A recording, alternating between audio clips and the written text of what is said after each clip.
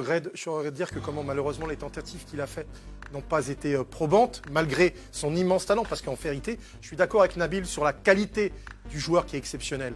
Mais pour le reste, j'ai peur que venir dans un grand club, quel grand club aujourd'hui lui ferait confiance au point de lui laisser tout simplement jouer ce football qu'il affectionne, faire ce que tu as bien détaillé, c'est-à-dire être aussi impactant. Il n'y a aucun grand club européen qui lui laisserait cette liberté. C'est pour ça que sa place, elle est sans doute ailleurs pour pouvoir rayonner, continuer de nous offrir ce football qu'il affectionne et que nous on aime aussi. Donc je ne suis pas un ennemi de Belaïli, je pense en revanche qu'ailleurs il s'épanouit plus.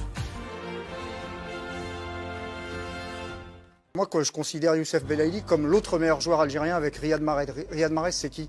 C'est un joueur qui joue aujourd'hui à Manchester City. Quand les deux se retrouvent en sélection nationale, même si c'est un autre contexte, Belaïli, il est quasiment aussi fort que Riyad Mahrez. À la dernière Coupe d'Afrique des Nations, pour moi, le meilleur joueur de la sélection algérienne, ça n'a pas été Benasser, ça a été Belaïli. Il est impactant, il est fort, il s'est retrouvé face à des joueurs de top club européens. On a vu quel joueur c'était. Voilà, il a une histoire particulière, mais sur le talent, sur ce qu'il fait, sur sa puissance, sur ce qu'il dégage. C'est un joueur qui joue tous les jours dans les meilleurs clubs européens. Voilà, il y a eu des grands joueurs qui sont pas passés par l'Europe, Abou Treika, par exemple, Trésor Mpoutou, par exemple, Msakni. Voilà, c'est son histoire, elle est comme ça, mais c'est un super joueur. Moi, mon interrogation, c'est est-ce qu'il peut être régulier au haut niveau dans un club qui joue le top 5? Le talent, j'en doute pas.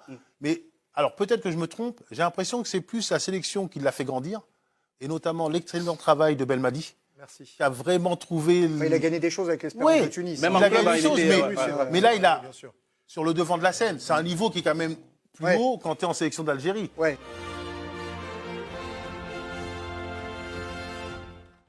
Oui, c'est ça. Alors, s'il y a un apport supplémentaire qui pourrait nous amener, c'est peut-être éventuellement un attaquant polyvalent, peut-être de profondeur encore, voilà, qui pourrait venir nous aider. Voilà. S'il y avait un choix, ça serait celui-là. Il y a beaucoup de rumeurs et c'est pas fini. Hein, donc les rumeurs, aujourd'hui, on est... c'est quand même pas la même effervescence que sur l'été. Hein. Le mercato, voilà, c'est souvent des mercatos d'appoint, d'opportunités. Donc là, c'est pour nous un mercato d'observation. Le groupe, nous, il est en place. On travaille avec ce groupe-là. Après, on ne peut pas s'empêcher d'être observateur, ça c'est clair. Aujourd'hui, on est dans cette phase. On observe beaucoup de monde. Et oui, non, mais on observe beaucoup de monde. Après, je sais qu'il y a des noms qui vont sortir, plus ou moins vrais.